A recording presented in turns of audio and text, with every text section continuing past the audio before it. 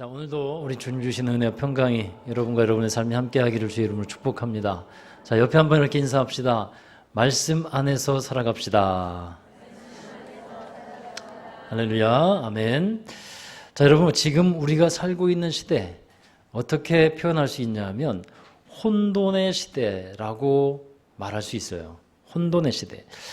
창세기에 보면 하나님이 천지를 창조하시기 전에 땅이 혼돈하고 또 공허하며 흑암이 깊음 중에 있었다라고 말씀하고 있는데, 이러한 상태에 있을 때 이 세상에 하나님께서 말씀이 임하잖아요. 빛이 있으라 하고 말씀이 임하면서 이제 질서를 잡아가기 시작합니다. 이 무질서한 형태가 이제 질서를 잡아가기 시작해요. 근데 지금의 시대를 가만히 보십시오. 여러분, 우리가 살아가고 있는 현대, 또 우리나라, 이 창조 이전의 시대와 같이 점점점 혼돈으로 빠져가고 있는 것 같은 생각이 혹시 안 드십니까? 저는 그런 생각이 들어요. 점점 세상이 너무 혼돈스러워져 간다. 질서가 깨어지고 있다라는 생각이 많이 듭니다. 우리나라의 정치도 혼돈스럽고요. 경제도 그렇고 사회도 혼돈스럽습니다.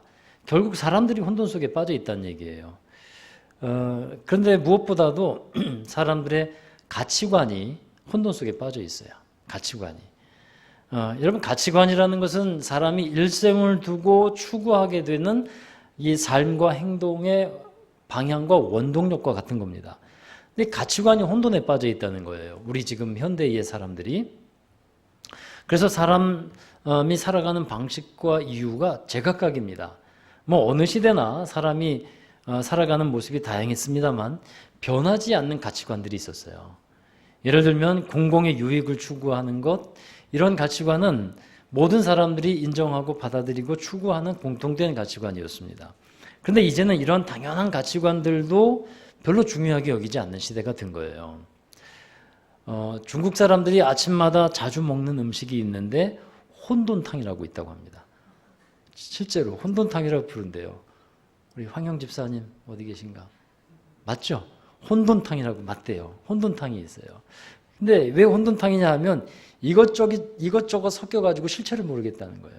우리나라의 물만두와 비슷하다고 합니다. 근데 이름이 혼돈탕이래요. 지금 우리나라가 살아가고 있는, 또 겪고 있는 시대를 이 혼돈탕과 같다는 생각이 드는 겁니다.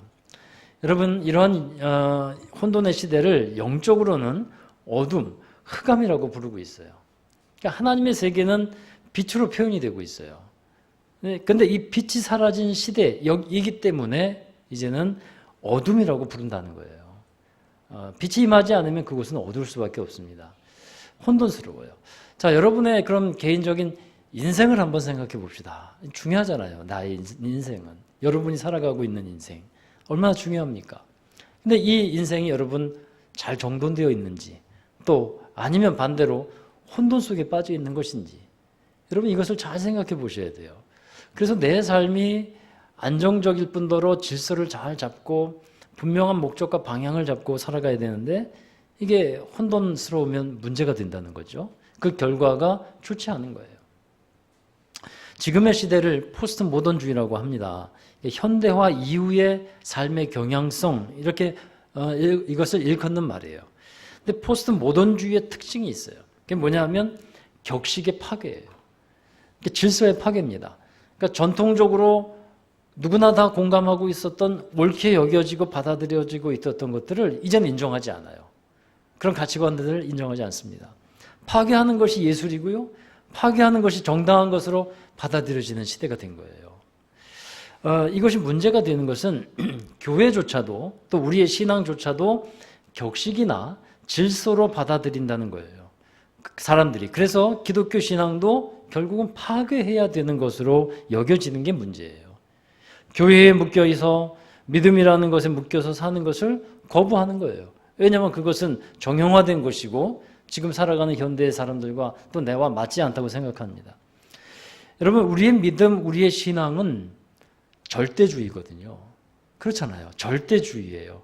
하나님의 말씀이 진리입니다 하는, 하나님이 또 왕이십니다 라는 하나님을 믿는 절대주의예요. 상대주의가 들어올 수 없어요. 그런데 지금의 세상은 다 상대주의적 가치관으로 살아가고 있는 거예요. 그러니까 교회는 절대주의고 세상은 상대주의고 그러니까 충돌이 일어날 수밖에 없어요. 충돌이. 자, 여러분 상대주의적으로 생각하는 것이 옳다고 여겨지고 있는데 그래서 사람들은 점점 이것을 절대주의적인 것을 깨뜨리기 시작합니다. 그런 것들을 추구합니다. 그래서 현대교회, 현대인들에게 또는 교회에게 하나님을 믿는 이 신앙을 갖고 있는 사람들에게 사람들이 어떻게 비춰지냐면 구시대적이다. 이렇게 비춰지고 있다 하는 거예요. 영적 어둠을 우리가 어둠의 시대를 살아가고 있다는 것에 우리가 눈이 좀 띄어져야 돼요. 우리가 세상에 살아가고 있잖아요. 세상으로 나아갑니다. 근데 나아가면서 여기가 지금 어떤 현실이구나 이것을 좀 깨닫고 나아가야 되겠다 하는 겁니다. 영적 어둠의 시대를 잘 표현하고 있는 성경이 있어요. 그게 사사기입니다. 사사기 시대를 가장 잘 표현하고 있는 말씀이 하나 있는데 자, 사사기 21장 25절의 말씀 함께 읽습니다. 그때 이스라엘이 왕이 없으므로 사람이 각각 자기의 소견에 오른 대로 행하였더라. 자기 소견에 오른 대로 행하는 것. 이게 사사기의 중요한 패턴이죠. 근데 지금의 시대가 그렇다는 거예요. 우리가 살아가고 있는 시대가 여러분 그렇다고 생각이 안 듭니까? 비슷하지 않습니까?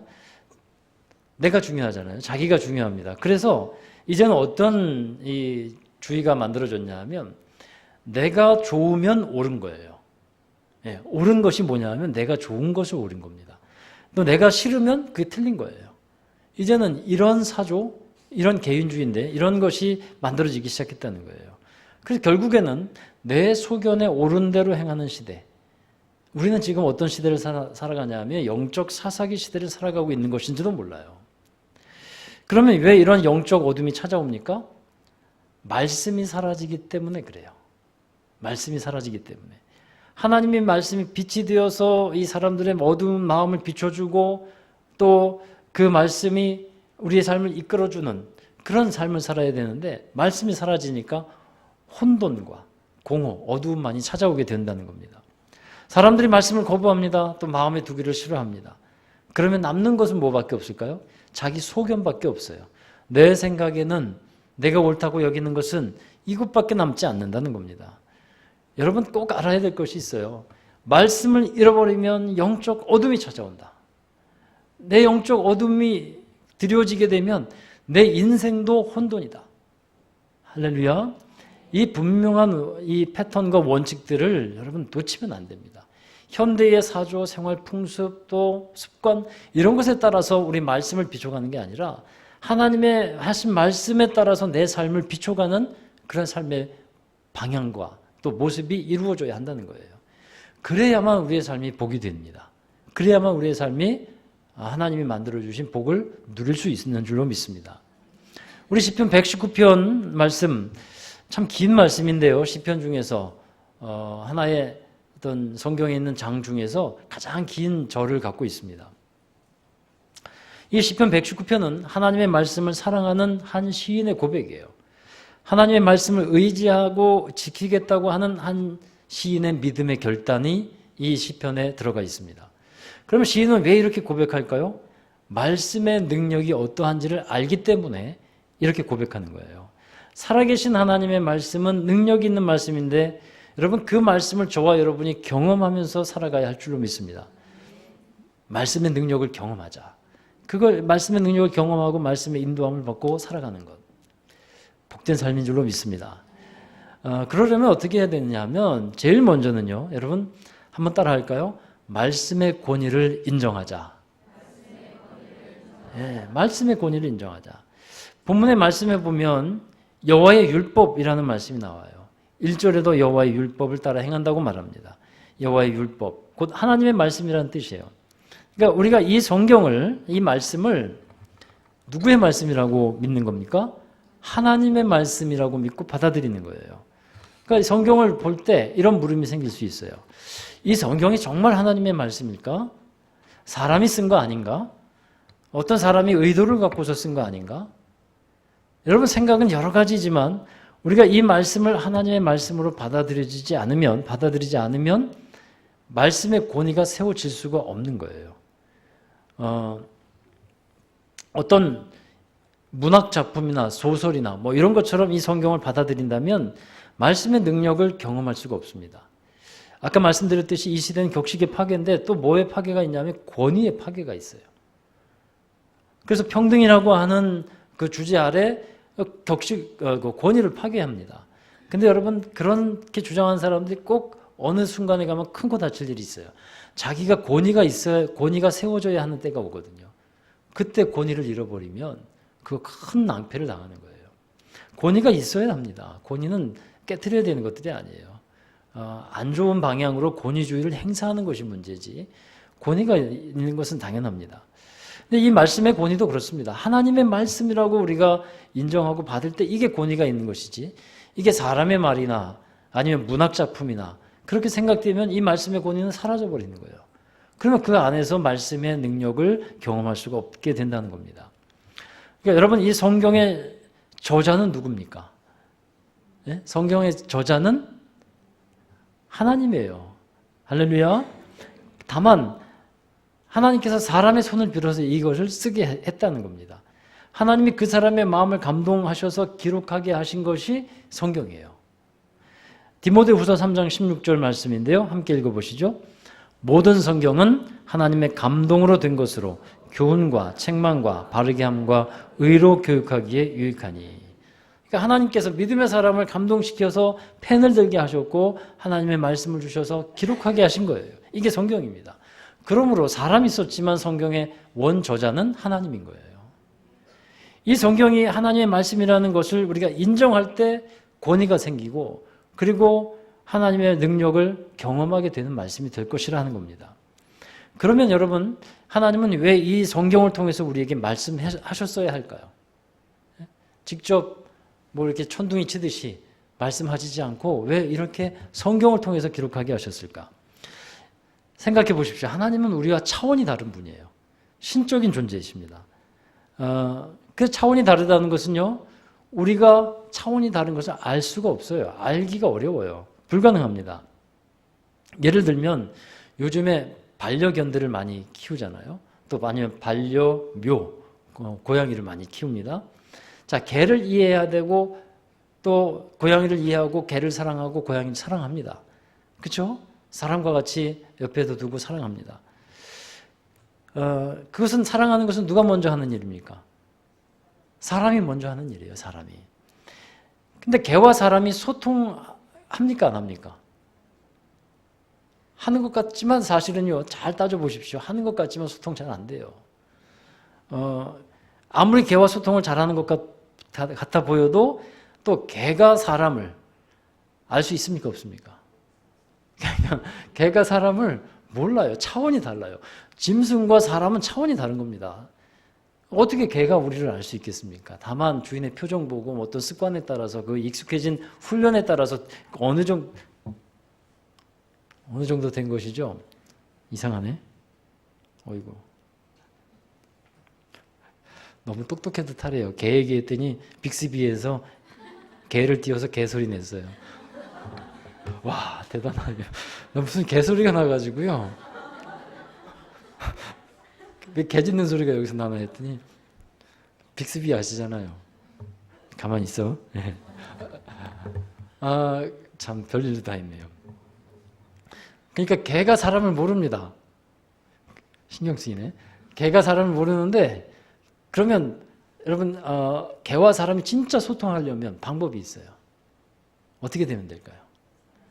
사람이 표현이 좀 그렇습니다. 개같이 되면 돼요. 예. 사람이 개와 같이 되면 소통이 되는 거예요. 그럼 개와 같이 되면 어떻게 될까요? 개의 언어가 필요해요. 예, 개의 언어. 언어로 소통하는 겁니다. 그러니까 여러분 이게 바로 하나님께서 우리와 소통하는 방법이라는 거예요. 우리가 하나님을 알아갈 수가 없어요. 차원이 달라요. 그런데 하나님이 우리를 사랑하십니다. 그래서 우리가 쓰는 언어로 우리가 쓰는 말로 하나님께서 자신을 계시해 주셨어요. 이게 성경이에요. 이게. 그러니까 우리가 하나님을 알 수 있는 것은요. 이 성경 아니고서는 하나님을 알 수가 없습니다. 뭐 일어나는 어떤 현상들 이런 것들 통해서 이게 하나님의 은혜구나 하는 것을 알 수도 있겠지만 성경에 기반을 해야 그것도 제대로 알게 되는 겁니다. 자, 여러분 하나님이 우리와 소통하는 방법 그것이 바로 이 말씀인데 2절의 말씀에 한번 보시면 이런 말씀이 있어요. 여호와의 증거라는 말씀이 있어요. 2절뿐만 아니라 시편 119편의 여러 구절에도 이 증거라는 말씀이 나와요. 31절에도 36절에도 95절에도 이 증거라는 말씀을 하고 있습니다. 이 증거라는 말이 뭐냐면 두 가지로 해석할 수 있는데, 하나는 이 말씀 자체가 하나님의 살아계심을 나타내는 증거라는 거예요. 이 말씀 자체가. 하나님이 계신 증거를 어디에서 찾을 수 있습니까? 자연을 통해서 찾을 수 있고 사람을 통해서도, 환경을 통해서, 여러 일들을 통해서 찾을 수 있겠지만 제일 먼저 우리는 이 말씀을 통해서 하나님을 알아가게 되고 하나님이 계신 것을 확신하게 된다는 겁니다. 말씀 자체가 증거다 하는 뜻이에요. 또 한 가지 증거의 뜻은 이 말씀을 믿음으로 붙들고 살아갈 때 그 말씀대로 이루어지는 증거들이 삶 속에 있다는 거예요. 저와 여러분이 말씀 따라 살아갈 때 하나님이 나를 사랑하시는구나, 하나님이 이렇게 역사하시는구나, 내 기도를 이렇게 들으시는구나, 이러한 살아계신 하나님의 역사의 증거들이 많아지시기를 축복합니다. 그 증거가 우리에게는 힘과 능력이 될 거예요. 여러분, 하나님은 말씀대로 이루시고 말씀대로 역사하는 분입니다. 자신이 하신 말씀을 변개치 아니하신다 그랬어요. 그것이 우리의 믿음이 되어야 할 것입니다. 그래서 이 말씀은 어떻게 역사하냐면 우리의 믿음으로 역사하는 거예요. 하나님이 말씀하셨으므로 말씀대로 이루어집니다. 이것이 우리의 믿음이어야 할 줄로 믿습니다. 마리아에게 천사가 나타나서 성령으로 메시아를 잉태할 것이다, 이런 말씀을 들었을 때 마리아가 이렇게 말하죠. 주의 여종이오니 말씀대로 이루어질 것입니다. 이것이 마리아의 믿음이에요. 그 말씀대로 이루어질 것이라고 하는 믿음입니다. 우리에게 이것이 필요합니다. 그러니까 말씀의 권위, 하나님의 말씀이다, 이 권위를 인정해야 된다는 겁니다. 여러분, TV 사극에 나오는 것을 보면 이런 장면이 가끔 있어요. 한 신하가 말을 타고 막 달려갑니다. 그 다음에 왕이 이제 보낸 어떤 그 종이를 갖고 딱 펼치면서 어떻게 말합니까? 어명이요, 이렇게 얘기하잖아요. 어명이요. 그러니까 왕의 명령이라는 뜻이에요. 어길 수 없는 명령이라고 하는 뜻입니다. 그 어명, 임금의 명령이 권위가 있는 겁니다. 그와 같이 이 말씀이 우리의 왕 되신 하나님께서 말씀하신 것임을 믿고 그 권위에 순복하는 믿음을 가질 때 그 말씀은 능력으로, 증거로 나타나게 될 것을 믿기를 축복합니다. 자, 두 번째 말씀의 능력은 진리 안에 살게 하는 능력이에요. 우리가 진리 안에서 인도함을 받아야 돼요. 우리 시편 119편 5절의 말씀 함께 읽습니다. 내 길을 굳게 정하사 주의 율례를 지키게 하소서. 아멘. 여러분, 우리의 인생은 길과 같아요. 그런 말 많이 듣잖아요. 인생길, 나그네길. 다 우리의 인생을 뜻하는 말인데 이게 어디로 향하고 있습니까? 예, 우리의 인생이 여러분 어디로 향합니까? 그래서 참 중요한 것은요, 길에 있어서 중요한 것은 방향이라는 거예요. 속도보다 방향이 더 중요하다. 이것을 여러분 많이 들으셨을 겁니다. 아무리 빨리 가도 목적지가 틀리면 빨리 간 것이 오히려 더 해가 되고 화가 되는 법입니다. 그래서 우리의 길을 바르게 정하고 바르게 가야 한다는 겁니다. 여러분 한번 물어보십시오. 여러분 자신에게 정말 내가 하나님의 나라의 방향에 내 삶이 맞춰져 있는가? 우리의 삶의 방향이 하나님인 것 맞는가? 그것을 한번 맞춰보라는 거예요. 우리가 하나님의 아닌 세상에 초점을 맞추고 방향을 맞추고 살고 있는지, 여러분 그렇게 살아가는 경우들이 얼마나 많은지 모릅니다. 우리가 살아가는 삶의 목적이 세상에 말하는 성공을 위한 것은 아닌지, 방향이 잘못되어 있다는 거죠. 새벽에 말씀드린 예화이지만 우리 TV에 보니까 무슨 탤런트가 나와서 얘기를 하는데 중국 어린 신랑과 결혼했잖아요. 재산이 많더라고요. 미스 코리아부터 해가지고 돈을 많이 모았더라고요. 돈 모으는 재미로 벌면 저축하고 벌면 저축하고 해서 이 투자 상담가하고 상담을 하는 장면이 잠깐 인터넷에 나와서 봤는데, 투자 상담가가, 이게 경제 상담가가 이런 얘기하는 거예요. 재산이 얼마큼 되냐고 했더니 건물이 4채라고. 그래서 그럼 어디에 있냐? 서울에 한 채, 지방에 3채. 그럼 서울도 나름이니까 서울 어디요? 그랬더니 방배동에 건물 한 채 있으면 좋겠죠? 예, 걱정 없을 것 같잖아요. 근데 이 분이, 아무개가 알아요. 실명 거론 안 하는 거예요. 이분이 투자 전문가가 이렇게 얘기하는 거예요. 왜 그렇게 많이 모으셨어요? 근데 눈을 동그랗게 뜨고 모르겠는 거예요. 그냥 모은 거예요. 그러자 이 전문가가 이렇게 얘기하는 겁니다. 삶이 불안하신 것 같다고. 그래서 그 모으는 것 자체를 안정적으로 여기신 것 같다고. 뭐에 쓰시려고요? 목적이 없어요. 그래, 그분이 그런 얘기합니다. 그분이 교회 다니는 분 같아요. 꼭 말하는 게요. 그러다가 사람이 죽는 거예요. 그러더라고요. 그렇게 모으고 쌓다가 그러다가 죽는 거라는 겁니다. 목적이 없잖아요. 무엇을 위해서 사는지, 무엇을 위해서 버는지, 무엇을 위해서 쌓아둔 것인지. 그래서 중요한 것은 목적과 방향이 세워져야 한다는 겁니다. 근데 시편 기자가 고백하는 건 뭐냐? 내 길을 굳게 정하옵소서. 그러니까 어떻게 정하다는 거예요? 내 생각으로 정하는 게 아니라 하나님 말씀을 내가 따라가겠사오니 말씀으로 내 삶의 길과 방향을 정해 주옵소서. 그렇게 정하겠습니다 하는 고백인 거예요. 여러분, 우리의 인생이 행복하려면요, 또 정말 의미가 있으려면 이 방향과 목적이 분명해야 합니다. 이거 틀려지면 나중에 행복 못합니다. 자꾸 가다가 행복할 것 같다가 또 혼돈에 빠지고 또 낙심에 빠지고 우울함에 빠지고 그렇게 될 수밖에 없어요. 방향을 잘 정하시길 바랍니다. 자, 우리가 살아가는 길은요, 하나님을 향해 맞춰줘야 할 줄로 믿습니다.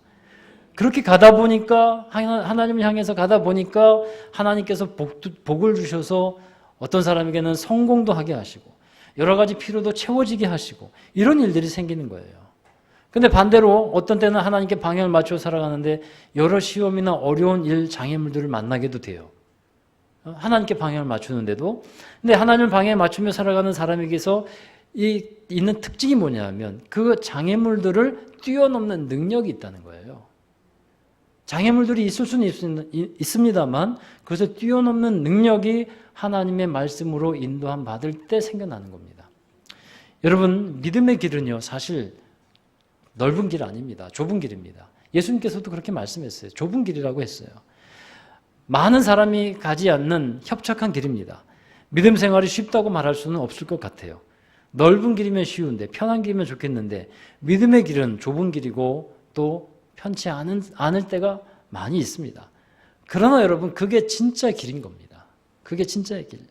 하나님의 말씀이 진리가 되어서 인도하는 그 길을 가고 있다면 우리는 시편 기자가 오늘 1절, 2절에서 말씀하듯이 복을 받은 사람들인 줄로 믿으시길 바랍니다. 우리 말씀 한 군데 보실까요? 요한복음 8장 32절, 진리를 알지니 진리가 너희를 자유롭게 하리라. 아멘. 여러분, 많은 사람들이 잘못된 것에 묶여서 살아가고 있어요. 우리도 묶이지 말아야 하는 것에 묶여 있을 때가 많이 있어요. 많은 사람이 죄에 묶여 있습니다. 또 물질에 묶여 있습니다. 우상에 묶여 있는 사람들도 많이 있습니다. 자기의 감정과 체험에 묶여 있는 사람도 많이 있습니다. 여러분, 우리는 그 대신에 하나님의 말씀에 묶여 있어야 할 줄로 믿습니다. 하나님을 예배할 때 영과 진리로 예배하라고 했어요. 근데 진리로 예배하라는 게 하나님의 말씀 안에서 예배하라는 뜻입니다. 그런데 많은 경우에 진리 안에서 예배하지 못하고 자기 경험, 자기 체험에 묶여 있다는 거예요. 예를 들면 여러분, 구원받는 것은 느낌이 아닙니다. 실제입니다. 사람이 낙심이 될 때가 있잖아요. 마음이 힘들어질 때가 있잖아요. 그러면 어떤 사람은 여기에 묶여가지고 나는 구원 안 받은 건가 봐. 내가 마음이 이렇게 낙심되는데, 내가 이렇게 믿음이 없는 것 같은데. 느낌이에요, 느낌. 마음이 힘들어질 때 내가 구원받은 것인가? 여러분, 구원받은 것은요, 사실이 되어야 되고 실제인 것입니다. 때로는 느낌이 뜨겁고 감동이 되어도 또 반대로 때로는 느낌이 별로여도 그것과는 상관없이 구원은 사실이고 실제가 되어야 한다는 거예요. 우리의 느낌이 변해도 예수님이 하신 일은 변함이 없다는 사실을 여러분 아실 겁니다. 우리의 느낌과는 상관없이 예수님은 사실로서 실제로서 그 일을 하셨어요. 이 사실이 이것이 진리라는 겁니다. 이 진리의 말씀이 우리를 어떻게 해방시킬까요? 여러분, 죄로부터 자유를 말해보면 예수님께서 십자가에 죽으실 때 우리 죄를 담당하셨습니다. 우리는 예수님으로 인해서 용서받을 수 있고 성령으로 거듭나고 구원받게 되었습니다. 할렐루야. 이것이 진리라는 거예요. 예수님을 구주로 믿고 있다면 이 진리의 말씀에서 우리가 벗어날 수가 없는 겁니다. 말씀을 믿을 때 죄로부터의 자유가 주어져요. 또 예수님이 십자가에 죽으셨을 때 우리 옛사람도 함께 못 박혀 죽었습니다. 이것이 진리예요. 예수님이 이 진리를 성취하셨습니다. 이 진리 안에 내가 있는 것입니다. 이 진리를 안에 있지 못하면 내 생각에, 내 체험에, 내 옛 자아에 이렇게 묶여 있게 돼요. 그러다 보니까 자꾸 진리 안에서 벗어나서 다른 방향으로 나가는 거예요. 그래서 여러분, 우리는 말씀 안으로 들어와야 할 것입니다. 주의 증거들 안으로 자꾸 들어와야 돼요. 그 안에서 살아야 가는 겁니다. 이 시인이 기도하듯이 마음으로 고백하는 것이 뭐냐면 나의 길을 굳게 하시는 하나님의 역사가 있다라는 겁니다. 자, 그 다음에 세 번째 말씀의 능력이 있습니다. 말씀의 능력은 삶을 깨끗하게 하는 능력이에요. 자, 9절의 말씀인데요. 함께 읽어보시죠. 청년이 무엇으로 그의 행실을 깨끗하게 하리이까? 주의 말씀만 지킬 따름이니이다. 그러니까 사람과 일을 하다 보면 이런 생각을 할 때가 있어요. 어떤 말이나 행동이 더 순수했으면 좋겠다 하는 생각이 들 때가 있습니다. 여러분, 우리의 말과 행동이 우리의 마음을 통해서 나가지 않습니까? 그런데 이 마음이 오염되어 있으면 우리의 말, 우리의 행동도 깨끗하지 못해요. 그래서 우리는 이 마음에 담겨 있는 것을 잘 분별하고 또 순결하고 정한 마음이 되도록 해야 할 것입니다. 특히 성경 이 요한복음에 보면 예수님은 이 성령님을 생수에 비유해요. 말씀을 생수와 같다고도 또 말을 합니다. 이 생수는 우리의 목마름을 해소시키는 물이기도 하지만 우리를 깨끗하게 하는 물이기도 합니다. 라틴어로 아스페라거스 미 도미네라고 하는 말이 있습니다. 이 말이 뭐냐면 번역하면 주여 우리를 깨끗하게 하옵소서라고 하는 말이에요. 이 말은 예수님 시대에 아주 흔하게 썼던 말이라고 합니다. 거리에 먼지가 많습니다. 그러다 보니까 길을 걷는 사람들의 발이 지저분해지잖아요. 그래서 쉽게 더러워졌기 때문에 이런 주여를 깨끗하게 하옵소서 이게 물을 씻으면서 그런 고백을 이제 하고도 하는데 오늘 우리의 행실이나 삶도 돌아보면 많은 죄의 먼지들, 삶의 찌꺼기들, 세상의 찌꺼기들이 많이 붙어 있다는 거예요. 그것을 어떻게 깨끗하게 할 수 있을까? 여러분 날마다 말씀으로 깨끗한 삶을 살아가시기를 주의 이름으로 축복합니다. 말씀이 생수가 되어서 우리의 마음을 정화시켜야 돼요. 그래야만 우리의 말과 행실이 거룩해지고 깨끗해지면서 그때 주님과 동행할 수 있잖아요. 그때 하나님의 말씀의 능력을 경험할 수 있잖아요. 자, 요한복음 15장 2절의 말씀 함께 읽어보실까요? 물은 내게 붙어 있어 열매를 맺지 아니하는 가지는 아버지께서 그것을 제거해 버리시고 열매를 맺는 가지는 더 열매를 맺게 하려 하여 그것을 깨끗하게 하시느니라. 그러니까 열매를 맺게 하시기 위해서 하나님께서 하시는 일이 뭐냐면 지저분한 가지 제거해 버린다는 거예요. 이 말씀은요, 그것을 제거하지 않으면 열매를 잘 맺을 수 없다는 것을 말하고 있습니다. 그러니까 우리의 이 영혼과 우리의 믿음 생활에 있어서 열매가 없는 이유를 잘 알게 해주시는 말씀이에요. 우리의 심령에 더러운 것을 그대로 방치해 두고 있어서 열매가 없다는 겁니다. 깨끗해져야 해요. 순결해져야 합니다. 그러면 하나님의 말씀을 마음에 두고서 순결한 하나님의 말씀을 따라서 살아갈 때 그때 깨끗함, 순결함이 이루어집니다. 그러면 그 사람의 영혼도 마음도 삶도 다 정화가 되기 시작합니다. 말씀으로 되어지는 거예요. 할렐루야. 그래서 이 말씀으로 우리가 살아가는 것이 이처럼 중요하고 이렇게 인도만 받을 때 우리의 삶이 정말 하나님 앞에서 복받은 삶이 될 것입니다. 하나님이 좋아하시는 사람이 있어요. 겉과 속이 같은 사람이에요. 자기 말하는 것이나 행하는 것이 진심이 되고 진실이 되는 것. 이런 사람이 하나님께서 기뻐하는 사람입니다. 그런데 말하는 것이 진짜인 줄 알았는데 다른 의도가 있거나 다른 동기를 갖고 있다면 대부분 사람들이 실망하고 싫어하잖아요. 그래서 여러분, 우리는 하나님 앞에서 숨길 것도 없고 또 숨을 것도 없습니다. 그냥 깨끗한 것으로 추구하면 돼요. 그리고 사람들의 관계도 그렇게 나아가야 할 것입니다. 그러니까 여러분, 어떤 일에 있어서 하나님의 말씀에 비춰보십시오. 어떤 마음에 있어서 하나님의 말씀에 비춰보시고 그리고 내 안에 있는 숨은 동기를 찾으셔야 돼요. 이게 무엇을 위한 것인가? 그래서 분별을 잘 하셔야 합니다. 자, 그래서 어떻게 하란 말입니까? 말씀으로 깨끗하게 되라는 거예요.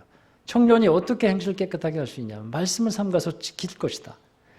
여러분, 말씀으로 매일매일 여러분의 삶을 갖고 나아가시길 축복합니다. 능력 있는 삶을 사는 것은 결국 하나님의 말씀을 따라서 사는 삶인데 왜 우리가 그 삶을 경험하지 못하냐면 하나님의 말씀이 능력이 있다 이것을 몰라서가 아니에요. 하나님의 말씀을 따라서 살지 못하기 때문이에요. 그래서 시인은 시편 119편 여러 구절에서 이렇게 기도하고 결단하고 고백합니다. 5절에 보십시오. 주의 율례를 지키게 하소서. 8절에 내가 주의 율례를 지키리오니. 10절에 내가 주의 계명에서 떠나지 말게 하소서. 11절 주의 말씀을 내 마음에 두었나이다. 14절 주의 증거의 도를 즐거워하였나이다. 16절 주의 말씀을 잊지 아니하리다. 결국 여러분, 하나님의 말씀이 우리에게 주어진다면 그 다음에는 우리의 믿음의 반응이 있어야 한다는 거예요. 말씀을 믿는다는 것은 행함이 함께 오는 거잖아요. 말씀을 지키겠다고 하는 결단과 행함이 있을 때 그게 진짜 믿음이 될 것입니다. 그래서 이와 같이 우리는 변함없는 믿음으로, 변함없는 순종으로 말씀을 지키고 삶 속에서 살아가는 여러분 되시기를 축복합니다. 여러분 차에 타고 다니는 승용차에 내비게이션이 다 있죠. 이제는 어디를 가더라도 길을 찾지 못할 것에 대한 두려움은 없는 것 같아요. 내비게이션이 있기 때문에 그래요. 우리 인생에도 내비게이션이 있습니다. 삶의 구비구비마다 매일의 삶 속에서 분명한 음성으로 알려주시고 인도해 주시는 내비게이션이 있는데 그게 바로 성경입니다. 하나님의 말씀입니다. 여러분, 이 말씀을 통해서 정말 복된 인생을 살아가는 여러분 되시기를 주의 이름으로 축원합니다. 자, 기도하겠습니다. 하나님, 우리에게 말씀 주심을 감사드립니다. 우리를 사랑하셔서 우리 함께 하시고 소통하시는 하나님의 말씀, 우리가 믿음으로 잘 받아 누리게 하시고 그리고 지키게 하여 주셔서 하나님의 뜻을 이루어가는 믿음의 삶을 살게 하여 주시옵소서. 감사하며 예수 그리스도의 이름으로 기도합니다. 아멘. 자, 우리 다 함께 자리에서 일어나셔서 우리 파송과 결단의 찬송을 부르겠습니다. 우리 하나님 말씀 앞에서 주님을 경외합니다. 또 주님의 말씀을 순종함으로 따라가겠습니다. 주님의 말씀을 두렵고 떨림으로 받으며 나아가겠습니다. 그 믿음의 고백과 결단이 이 찬양과 함께 있기를 원합니다. 말씀 앞에서 경외함으로 우리 주께 홀로 섭니다. 주께 홀로 섭니다. 생명의 말씀 읽고 순종해 주를 예배합니다. 기록된 말씀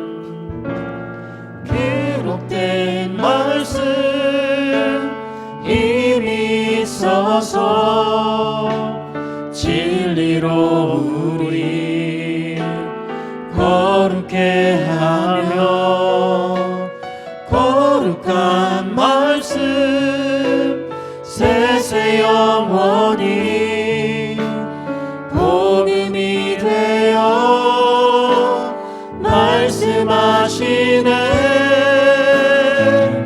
하나님 말씀에 두려워 떠는 자, 그 말씀에 생명을 거는 자, 한 사람 찾으시는 주님의 약속을 믿어. 하나님 말씀에 운명을 거는 자, 순종하며 주 따라가는 자, 영원한 하나님 나라 이뤄갈 주의 교회요.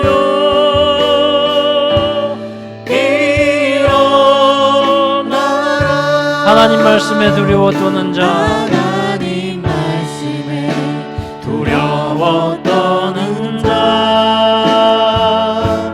그 말씀에 생명을 거는 자, 한 사람 찾으시는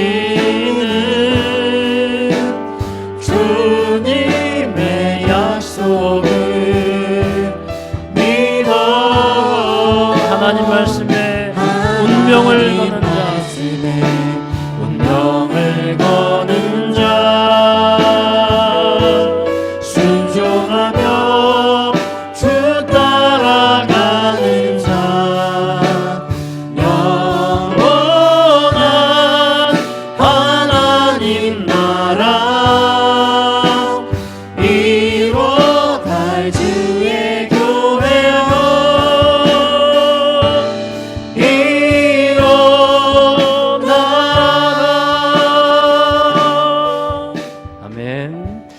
함께 기도하십시다. 말씀의 인도를 받는 삶이 되시기를 바랍니다.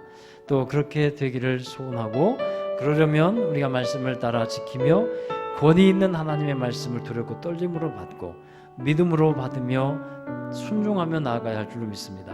하나님의 말씀에 내 인생을 걸고 나아가겠습니다.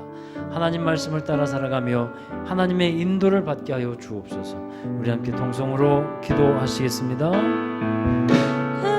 하나님 감사합니다.